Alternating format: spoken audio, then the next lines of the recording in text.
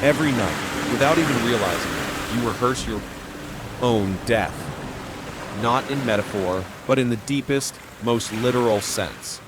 You close your eyes, the world fades, your identity dissolves, and something ancient begins to stir.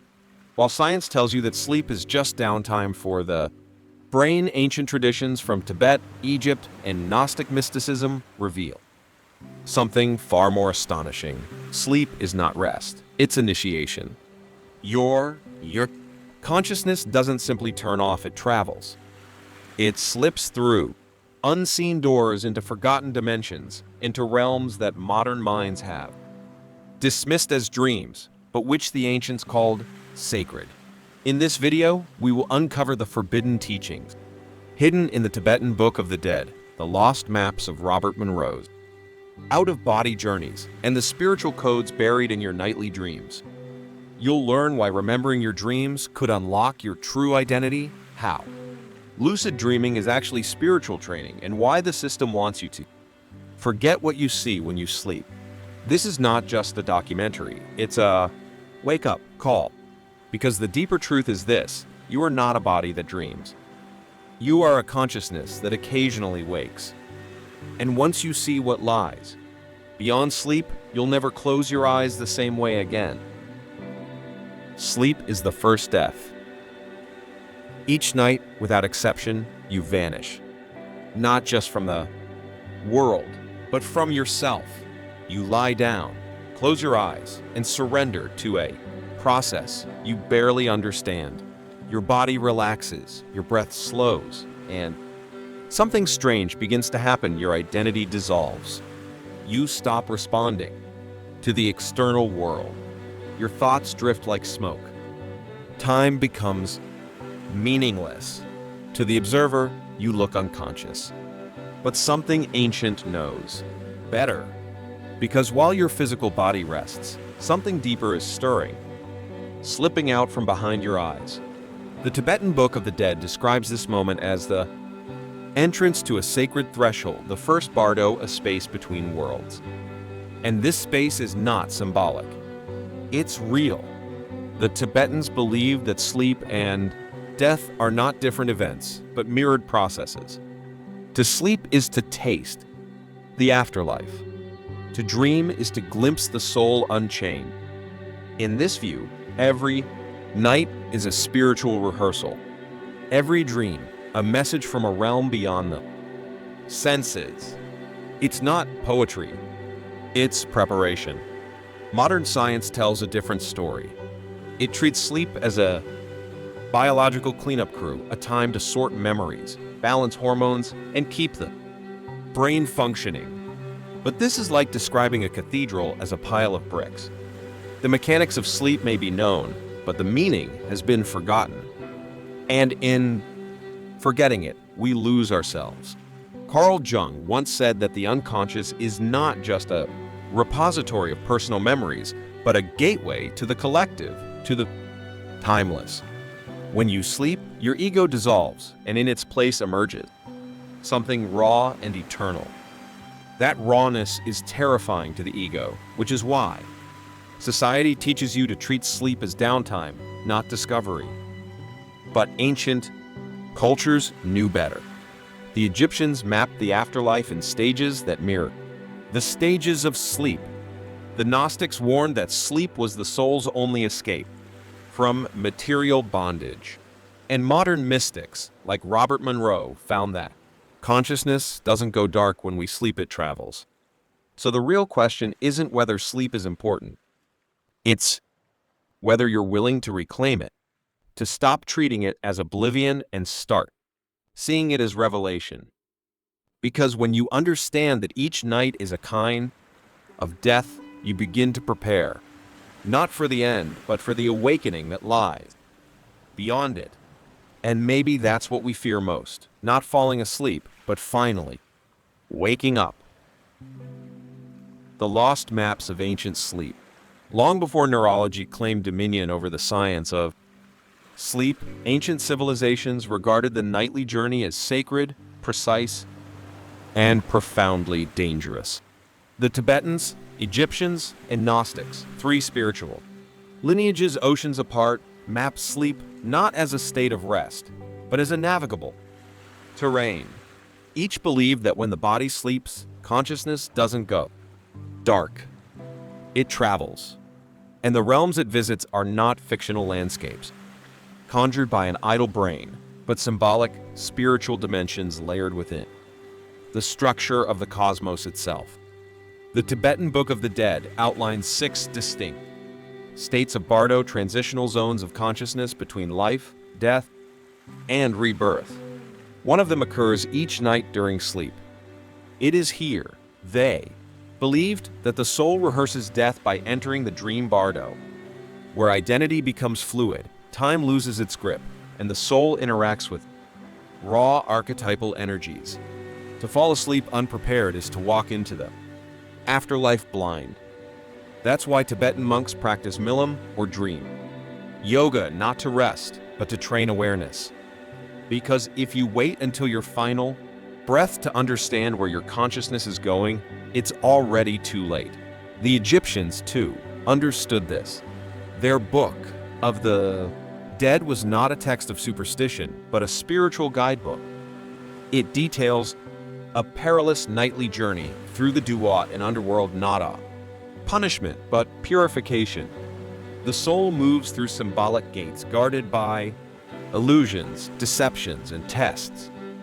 Every trial reflects a psychological or spiritual truth. The fearless pass. The untrained remain lost. And the key to survival was always awareness. Sleep was not escape, it was entrance. The Gnostics, for their part, believed the physical world was a prison, and the soul's only means of rebellion was through sleep. In their view, every dream is a jailbreak, an act of divine insubordination where consciousness escapes the confines of the flesh and momentarily re-enters the higher realms from which it fell. That's why they guarded their dream practices so fiercely, using esoteric symbols and hidden rituals to preserve their path from the reach of empire. These traditions didn't agree on everything, but they all converged on one point: sleep is sacred, not in metaphor, but in practice. Every time you sleep, you return to a map written in symbols, a map passed down in silence, a map most have forgotten how to read. And the question is, will you remember it before your final journey begins? Dreams are not fiction. They are training. You've been told your dreams are meaningless, residual static. From a tired brain, disorganized fragments of waking life stitched together into nonsense. But what if that narrative wasn't just incomplete, but deliberately deceptive? What if the real function of dreams is not to entertain or confuse, but to initiate? According to Tibetan mystics, Egyptian priests, and Gnostic sages, dreams are more than stories, they're simulations, rehearsals. They are symbolic terrains where your deepest fears, desires, and truth take form, not for spectacle, but for preparation. The Tibetans believe that each night, as your consciousness slips from waking life, it enters the dream Bardo, one of 6 sacred in-between states. Here, the boundaries between form and thought dissolve. What you fear becomes architecture. What you desire becomes landscape. You're not passively watching a movie, you're navigating a psychic training ground. And this isn't fantasy. It's survival. Because the same terrain you traverse in sleep is the one you'll enter when you die. To master it now is to prepare for what comes after. In these dream states, your ego, the carefully constructed mask you wear each day, begins to loosen. And what emerges is something raw, unfiltered, and terrifyingly honest. You might encounter a faceless figure, a bottomless pit, or a loved one speaking in riddles. These are not arbitrary images. They are manifestations of what Carl Jung called the unconscious. Archetypes, primordial patterns of thought and experience that shape your inner world. Jung believed dreams were the royal road to the unconscious, a direct line of communication from the self to the ego. But he also warned, if you ignore that road, the messages become louder, more chaotic, more urgent. This is why ancient cultures took dreams seriously.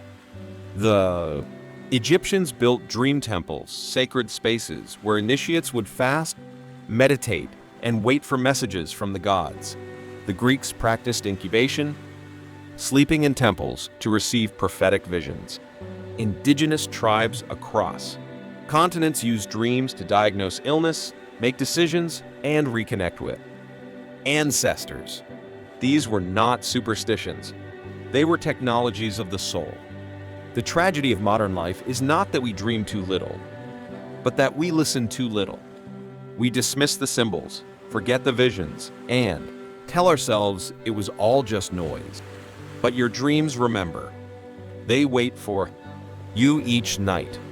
And the question is, how many times will you ignore the message before it becomes a scream? The system taught you to forget. From the earliest days of childhood, you were trained to ignore your dreams.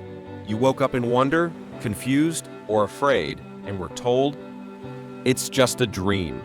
You asked questions about the figures you saw, the places that felt eerily familiar, and were met with laughter, silence, or dismissal.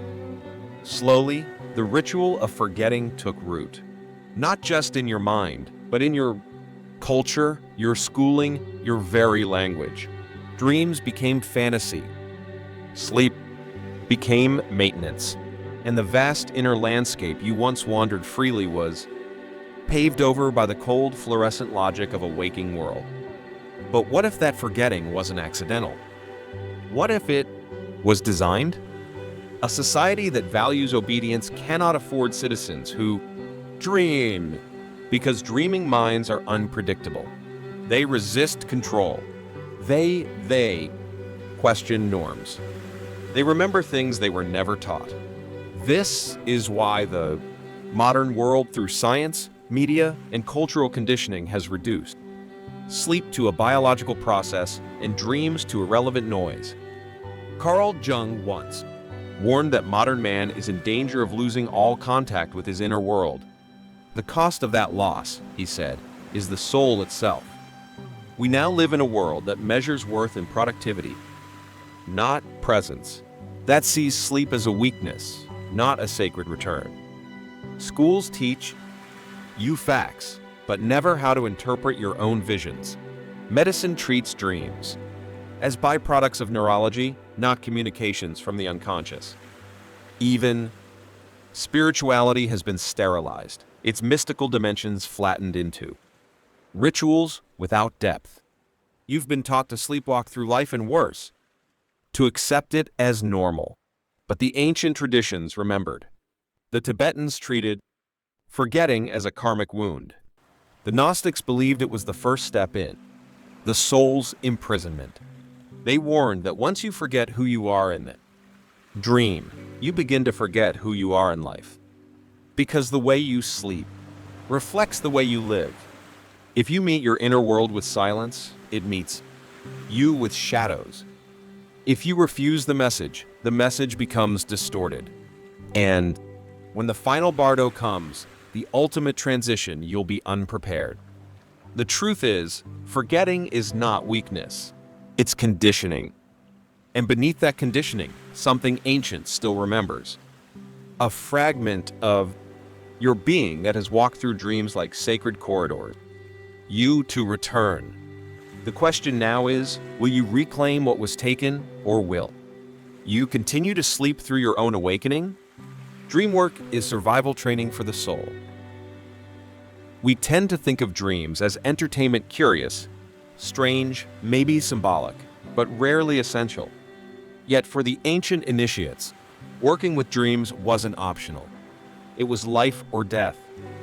Not physical death, but something deeper, the death of self-awareness, of spiritual memory. To them, dreamwork was survival training for the soul. Each night, as consciousness slipped into the in-between, The prepared would recognize them. Terrain, navigate the illusions, and move toward the light. The unprepared would be lost, confused, fearful, trapped in their own unintegrated shadows. And this wasn't just about sleep. It was about dying well. The Tibetan Book of the Dead makes this terrifyingly clear. It tells us that in the moment after death, the soul enters the bardo act, shifting landscape of visions, emotions, and karmic projections. Everything that was unexamined in life appears now in raw form. If you feared judgment, you may encounter angry gods. If you craved power, you may see thrones made of fire. If you lived in denial, you may fall into confusion. The soul, untrained, in awareness, mistakes these projections for reality and becomes trapped in cycles it cannot escape. But if you've practiced, if you've trained in the symbolic language of dreams, then you recognize the truth. These are not punishments. They are mirrors. This is the purpose of Dreamwork. Not to decode every symbol with logic, but to learn how to remain present within the illusion. To sit calmly in the fire. To look at the monster and see your own pain. To chase note, escape, but understanding. Robert Monroe, whose out-of-body journeys validated much of this ancient knowledge, found that his early dream states were chaotic and disorienting. But over time, through attention and discipline, he gained lucidity. He mapped the terrain. And what he found echoed the Tibetan teachings. Fear keeps you stuck. Clarity sets you free. We rarely think of sleep as a place where our character is tested. But what if that's exactly what it is? What if the figures that chase you, the endless hallways, the collapsing rooms are not glitches, but trials? And what if each time you ignore them, you lose an opportunity to grow? Dreamwork isn't about interpreting one dream. It's about building a relationship with your unconscious, training yourself to remain conscious in the symbolic. Because when the final transition comes, and the terrain won't be new. You'll have walked it every night. The only question is, will you know how to move, or will you be paralyzed by the part of yourself you never dared to face? The out-of-body map, Robert Monroe, and the modern mystic. For centuries, the soul's nightly journey was the domain of mystics and monks. But in the 20th century, a man with no spiritual training, engineer named Robert Monroe, accidentally stepped into the same ancient terrain. What began as unexplained vibrations and sensations during sleep evolved into full-blown out-of-body experiences. Monroe didn't want mysticism, he wanted data. So he documented, he mapped, and in doing so, he created one of the most comprehensive modern guides to non-physical consciousness ever produced. What Monroe found astonished him. He described realms that echoed ancient teachings, layers of reality more vivid than waking life, populated by beings of intelligence, emotion, and intent. He called these layers locales, and each one vibrated at different frequencies just like the bardos of Tibetan texts or the gates of the Egyptian duat. The closer to the physical realm, the denser and more chaotic the experience. The farther he traveled, the more coherent, peaceful, and luminous it became. These were not dreams. They were structured, interactive spaces, and each one responded directly to the state of his consciousness. In one locale, he encountered lost souls, people who had died, but didn't know they were dead, still clinging to unresolved fears and attachments. In another, he visited a kind of school where non-physical beings gathered to learn, teach, and evolve. The implications were staggering. Consciousness, he realized, was not confined to the body. It wasn't even local to the brain. It could project. It could return. It could learn without physical form. What makes Monroe's work so important is that he arrived at ancient truths through a modern lens. He confirmed without theology or tradition what the mystics had long whispered: the self does not end at the skin. It's not born with the body, and it doesn't die with it. His experiences provide a scientific echo to what Jung called the psyche's autonomy, the idea that the unconscious is not a passive storehouse, but a living system that operates beyond the ego's control. Monroe didn't claim to have all the answers, but he left behind something few others did: a map, a language, a method, a bridge between the empirical and the mystical. And if we take it seriously, not as belief, but as inquiry, we begin to understand that the journey of consciousness during sleep isn't hallucination, it's orientation. And maybe the reason so few of us find our way is because we were never taught that the map exists. So the question is no longer, is this real? The question is, are you ready to explore it for yourself? Dreams speak a language older than words. Have you ever woken up with your heart pounding, tears on your face, or a strange sense that what you just experienced mattered more than anything you did the entire day before? That feeling is not an accident. It's a memory surfacing an ancient message struggling to reach you through a symbolic language older than speech, older than thought, older even than identity. Dreams are not fiction. They are transmissions. And when they strike with intensity, it's not because your brain is malfunctioning, it's because something in your soul just remembered who you are. Carl Jung understood this intimately. To him, dreams were not random images, but coded messages from the unconscious, what he called the self attempting to reintegrate lost aspects of the psyche. And the more those messages were ignored, the louder they became.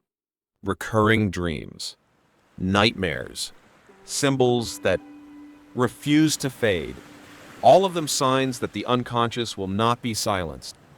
Jung wrote, "The dream is the small hidden door in the deepest and most intimate sanctum of the soul."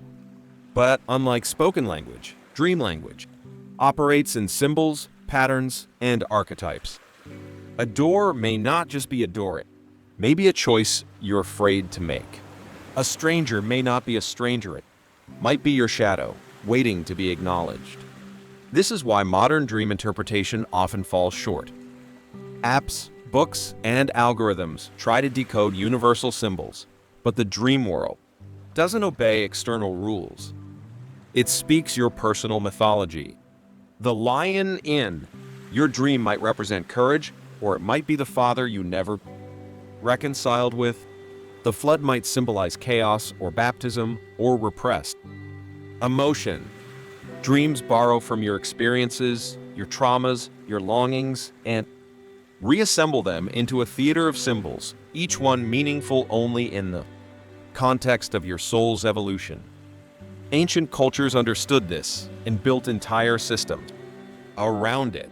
Indigenous tribes viewed dreams as messages from ancestors or the spirit world. The Greeks believed that the gods communicated directly through dreams. The Egyptians used dream symbolism to make state decisions. They didn't dismiss strange dreams as nonsense. They treated them like divine instructions. They listened. But in modern life, we've replaced meaning with efficiency. We treat dreams like digital trash automatically deleted upon waking. We roll over, check our phones, and forget. But the dream doesn't forget. It lingers. It reshapes itself. It waits for the next chance to be seen. The question is, will you start listening before the messages become unbearable? Because when you finally recognize the language your dreams are speaking, you begin to unlock something deeper, the hidden architecture of your soul. Lucid dreaming is the beginning of inner freedom. At some point, in the midst of a dream, you've likely felt the sudden realization that something isn't right. A light that doesn't flicker naturally. A clock whose numbers melt. A face that shifts like water. And then it hits you. this isn't real. That flicker of awareness, brief as it may be, is the doorway to something extraordinary. It's called lucid, dreaming, not just realizing you're dreaming, but remaining fully conscious inside that dream, and it is one of the most powerful tools ever discovered for exploring the unconscious mind. The Tibetans called it milam, and it was never treated as a novelty. It was a core spiritual discipline.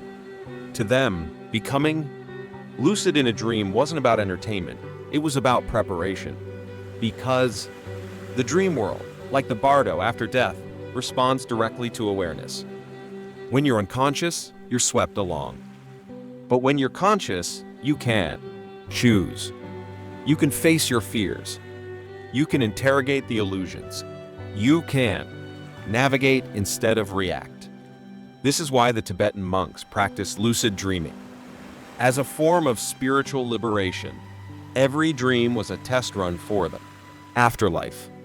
From a psychological perspective, lucid dreaming is a direct encounter between ego and shadow. It allows you to dialogue with suppressed parts of yourself, the neglected child, the angry stranger, the grieving parent. These aspects of your psyche aren't just stories. They are energies, unresolved, and waiting. When you become lucid, you don't just witness them. You interact, you confront, and in doing so, you heal. Robert Monroe's journeys confirm this too. The more lucid he became, the more the dream world responded with structure, clarity, and purpose. He realized that consciousness is a frequency, and that lucidity tunes you in. You stop receiving chaos. You start receiving signal. And that signal can be astonishing: messages from deceased loved ones, insights into unresolved trauma, visions of places that don't exist on any map but feel more like home than anything you've ever known. But lucidity isn't just about dreaming, it changes waking life too. Because once you know it's possible to wake up inside a dream, you start to question the illusions around you during the day. Why do I react this way? Why do I believe this? Whose script am I following? And that, right there, is the real awakening, not in the dream itself, but in the mirror it holds up to your life. Lucid dreaming is not escapism. It's embodiment, a training ground where you don't become someone else, you return to who you were before.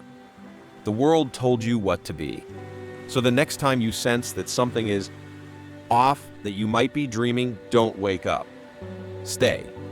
Watch. Ask. Because what you discover there might be the first true thing you've ever known. 9. The dreamer is older than the waking self. There is a part of you that dreams with clarity, memory, and purpose long before you learned to speak, before you had a name, before the world taught you who to be. This part doesn't live in your identity, your career, or your social roles. It lives beneath them. And it is ancient. The part of you that dreams, that remembers strange places you've never been, or meets people you've never met but instantly recognize it is older than your waking self.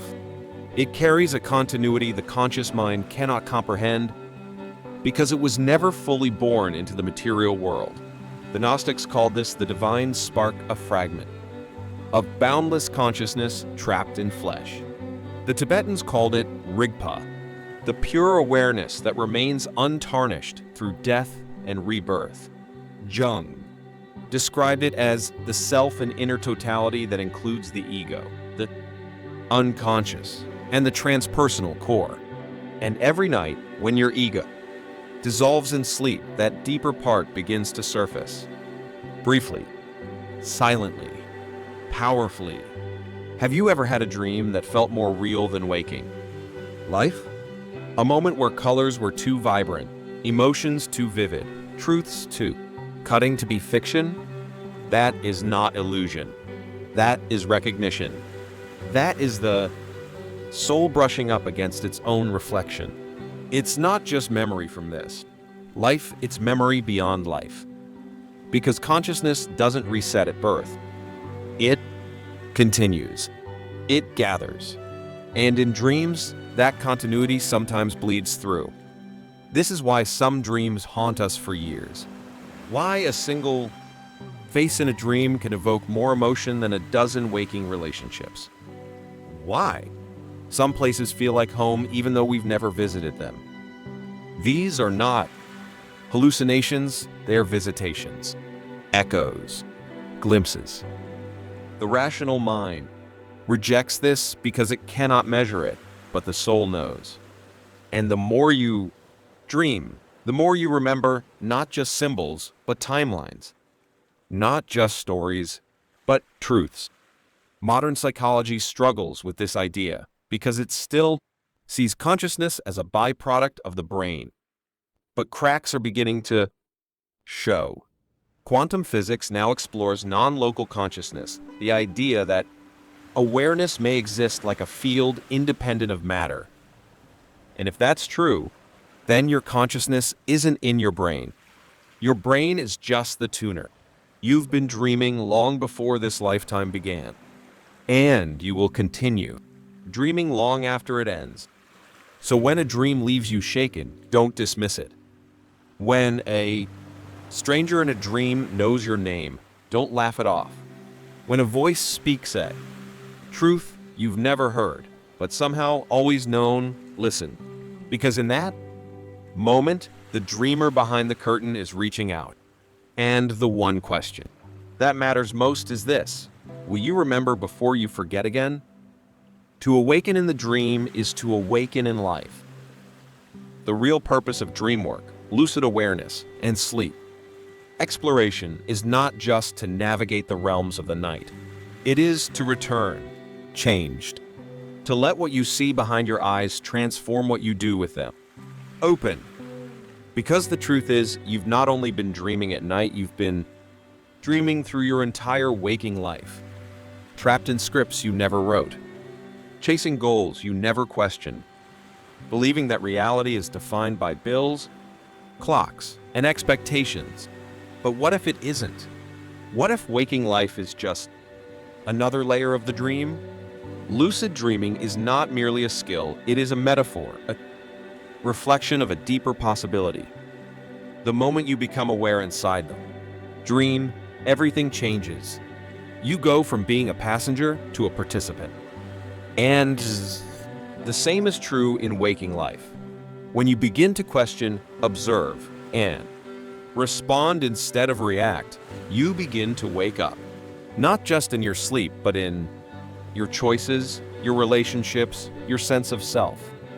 This is individuation. This is what Carl Jung called the journey toward the self, a return to wholeness. That transcends the ego's illusions. Ancient wisdom has always pointed in this direction. The Tibetan yogis used dreams to train the mind for enlightenment. The Egyptians saw death not as an ending, but a transition into a realm that mirrors the one we visit in sleep. And Robert Monroe, after decades of exploration, concluded that consciousness was never meant to stay confined. That life, death, and dreams are all parts of a vast, intelligent continuum, and that the true journey isn't linear, but dimensional. You are not just a body with a brain. You are awareness itself. And each night, as you close your eyes, you are given a sacred opportunity not to escape life, but to remember it. The you that flies in, dreams. The you that meets long-lost souls. The you that walks in realms no map can chart. That you is not an illusion. It is the deeper truth, the raw, unfiltered presence beneath the noise. So what now? Start where you are. Set the intention. Before sleep, ask to remember. Keep a journal by your bed. Wake gently. Record without judgment. Throughout the day, ask yourself, am I dreaming? Because one day, that question will echo inside a dream, and when it does, everything will shift. And not just in the night, but in the life you return to. The dream world is not separate from you. It is you, unmasked. It is your soul's mirror, your mind's theater, your spirit's training ground. And it has been waiting for years, lifetimes, perhaps eons for you to awaken, not just inside the dream, but inside yourself. And when you do, nothing, neither death, nor fear, nor illusion can ever hold you again. So tonight, when the world grows quiet and your body grows still, listen, something ancient is calling. Will you answer?